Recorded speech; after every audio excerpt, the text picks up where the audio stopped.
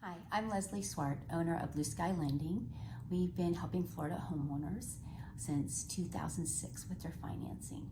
And I'm starting to notice a trend. Well, actually, it's been here around for a few months now. It is currently winter 2022, 2023, and we're seeing what I call the Great Divide. And by that, I mean we're seeing a great divide between many sellers and buyers. When it comes to home values, sellers are here and buyers are here. And there's a huge discrepancy between the expectations of the two. And sellers, I get it. Just a couple months ago, your neighbor sold their house for $100,000 more than you currently have your home listed for. And you feel like you're owed that extra $100,000. And so when a buyer comes to you with an offer that's even below what you feel is already a reasonable listing price, you feel upset by it. And when your realtor tells you you need to lower the price, you again feel upset by it. And then buyers, on the other hand, those of you, many of you actually, who started looking to buy a home a year or two ago, you stepped into a buying tsunami in the making. And multiple buyers were coming into the market, and then at the height we had multiple cash buyers in the market, and so anybody with financing was getting outbid. And now that the tsunami has come and gone, you look up and you've got your pre-qualification letter in hand, and the homes that you were looking at that were in the low 400s are now in the high 700s. And the interest rates that you were looking at that were in the low 3s are now in the mid 6s. And you're thinking, what in the world just happened? And you're hoping that these new prices and rates are going to go away as quickly as they came. And unfortunately, I don't think that's going to happen. So it's no surprise that sellers and buyers are feeling a bit jilted right now. So what are your choices in this market? As a seller or a buyer, you can choose to stand firm and wait for the other to be more reasonable, or you can look for ways to build a bridge to find a solution and make the transaction more palatable. And that's actually obviously what I'm going to talk about, some different options today. If you want to build a bridge to the gap so that you can buy or sell now, a good place to start is to try to assess the here and now. None of us can go back to what was, and the past is behind us. In regards to a fair value of your home in today's market, look into getting a real estate agent to do a CMA, a competitive market analysis, or if you want, we have third-party software that does a very comprehensive analysis looking at comparable sales in the area of the home that you're either trying to sell or buy, and we can provide that for you. There's no cost for that, but at least it's a starting point where you can take an unbiased estimate and see what that comes up with as far as the current home value, and then go from there. But then once you have a current assessment of the value of the home, then what? In a perfect world, once you get that very comprehensive assessment of home values, both the seller and the buyer agree on that value, and you have an agreement in hand, and the birds are singing and the sun is shining and it's a beautiful day. But we all know we don't live in a perfect world, and it doesn't always work out that way. So then what? Sellers who don't want to sell may not want to lower their purchase price to the market value. Buyers who currently own a home and don't have to move may choose to stay put, particularly since there's a 99% chance that their current mortgage rate is well below what they're going to be able to get today. So, and that's part of the reason that we're having such a problem as well, because, so it's a huge part of the reason is because there are less people wanting to sell, so we have less homes out there available. But then we also have way fewer buyers. The buying pool has diminished quite a bit because a lot of people that currently own a home are choosing not to make that move right now unless they have to. So sellers, you have to keep that in mind, that their buying pool has gone down quite a bit. because in particular, the people that currently own a home are the ones that are more likely to be able to afford a higher priced home, because they'll have the proceeds from the sale of their current home to roll into the new home. Whereas a first-time home buyer does not have that luxury. And so it makes it very difficult for them to be able to afford a home in today's market. For instance, a home that sold for $415,000 in 2020 is currently listed for $770,000, and this is a real example that I pulled off of Zillow. So, sold in 2020 for $415,000, listed currently for $770,000. So, when that buyer bought that home in 2020 for $415,000, and let's just say they put 10% down, that was a down payment of $41,500. So, when a buyer goes to buy that house today, and let's say they buy it at the listing price of $770,000, their down payment, their 10% down payment is going to be $77,000. $41,500 and $77,000. That's a big difference in the amount of money that the person has to come up with in order to buy that very same home. Now, let's look at the rates. In 2020, a 30-year mortgage, and let's say the rate was 3 3/8, it could have been lower, higher, but let's say we'll work with 3 3/8. The principal and interest payment on that mortgage with 10% down on conventional loan would be $1,651 per month. Now, let's look at the rate in 2023. Let's go with 6 3/8. Again, it could be a little higher, it could be a little lower, but let's just go with 6 3/8, which is fair for this market right now. The principal and interest on that payment would be $4,323. That's more than double in a monthly payment. $1,651 versus $4,323. That's a big difference. So again, your buyer pool is limited, sellers, and hopefully you can see when you look at these numbers. Buyers, we aren't going back to 2020 prices and rates, so we almost have to get that out of our head. But there is something that sellers can do to make the deal more palatable. Sellers, of course, there's the obvious, you could drop the price of the home, but honestly, even dropping the price of the home by $50,000 isn't going to have a huge impact on the numbers for the buyer. There are some other options available that may allow you to net more and help the buyers afford more. For instance, let's say the seller drops his home from $770,000 to $720,000.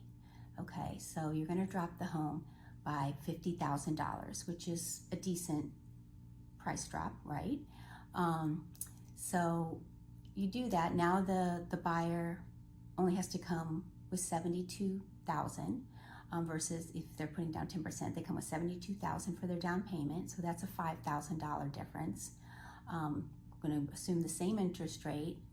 The difference in their mortgage payment from $4,323 to $4,100. It's for your $50,000 that you gave up, sellers. It's not really helping the buyers a whole lot. But what if you did, there's different strategies. I'm sure you've heard a lot about it. For instance, there's what's called a permanent buy down.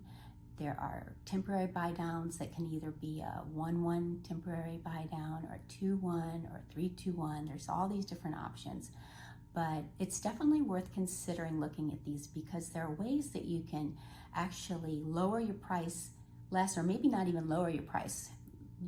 You can just keep the price the same, but then offer a seller concession for less than what you would lower your price, yet the buyer is going to benefit more. So I want to just maybe give an example quick of a permanent, let's start with the permanent buy down. And when I throw these figures out here, just know as the seller, obviously you can choose what, how much you give in seller contribution up to a certain point. With the conventional loan and 10% down, the maximum seller contribution is 6% of the purchase price. So let's just assume that you go with that amount, 6% of the purchase price. So we keep our price at $770. 6% of $770 would be $46,200. So it's less than the $50,000 that you would have lowered it by. But what you can do with that, or what your buyer can do with that, is let's say they use it to buy down their rate.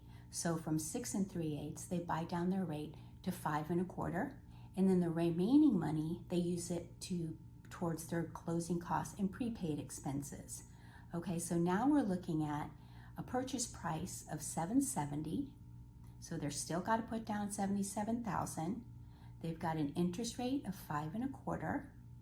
Their monthly payment is now $3,827. And let me just be clear too, by the way, that when I'm saying monthly payment, I'm talking principal and interest only. I'm not talking about the mortgage insurance. I'm not talking about the homeowner's insurance. I'm not talking about the property taxes, just principal and interest. Okay, so, but let's just to be fair on all these that I'm quoting, that's what I'm talking about, but quoting apples to apples. So if we didn't do the strategy of buying down, of the permanent buy down, remember the monthly payment was $4,323, principal and interest. So with the buy down, their interest rate on their 30-year mortgage for the entire life of that loan would be 5 1/4, unless they refinance, but the monthly payment would be $3,827. So that's about a $500 a month savings. Now that's a little more significant, a little more palatable, if that's what's most important to them, is to get that down. In addition, instead of coming to closing with the $77,000 down payment and an additional $20,000 in closing costs, now they have most of their closing costs and prepaids covered, so they only have to come up with an extra $5,000. Their difference in the amount that they have to come to closing with is about $15,000. So that's a big difference in that, and you've come out of pocket with less than had you lowered the purchase price by $50,000, and it works out to about the same once you factor in, what you might pay towards the realtor's expenses and deed stamps and what have you. But again, it's definitely more bang for your buck. And then the same with the permanent or temporary buy down. If we look at an example of a 2-1 buy down, you can actually get the monthly payment down even more for that buyer that might really need that first year to be lower. The way a 2-1 buy down works is the first year the interest rate is 2% lower than the note rate. The second year it's 1% below the note rate, and then the third year it's at note rate. So in this example, it would be, if we started with a note rate of 6 3/8, the first year their note rate would be 4 3/8, the second year 5 3/8, and then so on. So it's going to help them quite a bit with that monthly payment initially. And so that might be something that helps people ease into these higher prices. And again, it's all about finding ways to make the huge increase more palatable, while yet at the same time, sellers, you're getting the money that your home is now worth. So, and I know it might sound like a lot, and you might be thinking, wow, it's just too confusing to try to figure out. Well, that's what your professionals are for. That's why you got a realtor and you've got mortgage professionals like us that you can tap in to help you figure out what's going to work. But I'm going to tell you, your greatest competition sellers are the builders. And I guess I probably don't even have to tell you that. You probably already know that. And this is what they are doing. They are using strategies like this to be able to entice buyers, that small pool of buyers, into their lure so that they can get their money and not you, and they make the sale.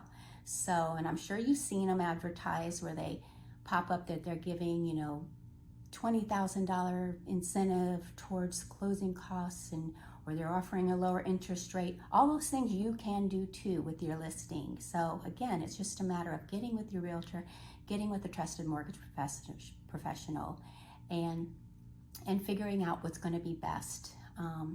And buyers, if any of these options looked like it would make the transaction or the purchase of the home more palatable for you and doable for you, but you don't see any sellers offering it, come to us or speak to your realtor. And that's where, again, we come in and we will help have that conversation. and present these ideas. Maybe they didn't think of it. So don't count it out as not being possible. So again, there are ways that you can bridge this gap if you choose to do so. You can get an unbiased evaluation of the current value. Don't look back in the rearview mirror. We need to look forward and assess opportunities that are in front of us here and now, and seek out a trusted real estate agent or mortgage professional to help you determine what will work best for your particular situation. So I hope this was helpful. Again, my name is Leslie Swart with Blue Skye Lending, and if you have any questions at all, we are here for you. We have a team of mortgage professionals that would love to answer your questions, and we've been here since 2006. So that's what we do. That's what we love, and we're here for you. So just give us a call. We're here to help.